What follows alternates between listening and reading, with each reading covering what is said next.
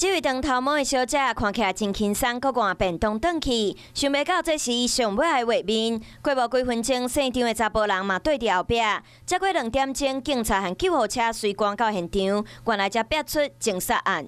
讲阮自杀的，袂人的拢很侪拢伫啊，警察做的啊，车两三人拆掉的。代志发生伫新北市邦桥某一个社区，伫昨暗时9点外，这对男女朋友分手了后，又愿大做伙。不过张先生怀疑女朋友佮另外交男朋友耍起口角，一时无细意，甲女朋友抬死，当场都无喘气。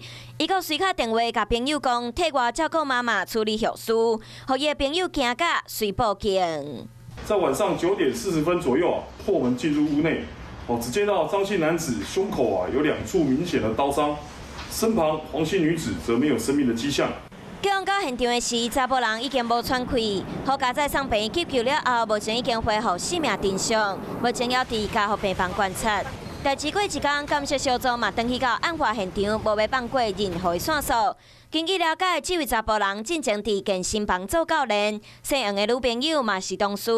不过2个人分手了后要大做伙，双方的关系佮有犯案的动机到底是啥？搁爱进一步调查。我是陈雅玲，想要跟我一起从零掌握天下事吗？赶紧按下华视新闻 YouTube 频道的订阅按钮，开启小铃铛，跟我一起探讨公共议题，给您最专业的华视新闻。